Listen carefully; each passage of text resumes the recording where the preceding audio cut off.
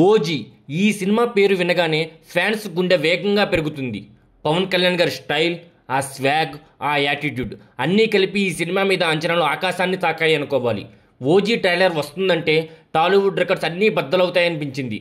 కానీ records break చేయాలన్న OG trailer టైమింగ్లోనే break అయింది. ఓజీ కాన్సెప్ట్ ఈవెంట్ రోజు ఉదయమే మేకర్స్ ట్రైలర్స్ను రిలీజ్ చేస్తామని ప్రకటించారు.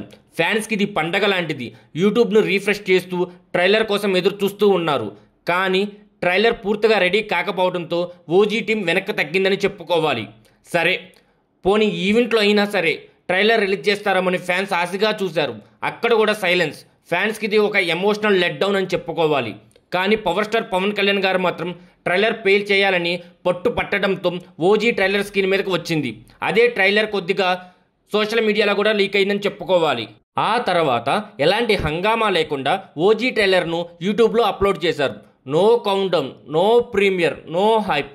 ఫలితం 24 అవర్స్లో 9 మిలియన్ వ్యూస్ మాత్రమే వచ్చాయి. ఓజీ లాంటి హైప్ ఉన్న సినిమా కోసం ఇది ఒక అండర్ వార్మింగ్ ఫిగర్ అని చెప్పుకోవాలి. లైక్స్ పరంగా ఓజీ డీసెంట్గానే పర్ఫార్మెన్స్ చేసింది అనుకోండి. 16 నిమిషాల్లో 100K లైక్స్ సాధించి టాలీవుడ్లోని ఫాస్టెస్ట్ 100K లైక్స్ లిస్టులో 11వ స్థానంలో నిలిచింది. 35 నిమిషాల్లో 2 లక్షల లైక్స్ మార్క్స్ను క్రాస్ చేసి ఆ లిస్టులో 9వ ప్లేస్లో ఉంది.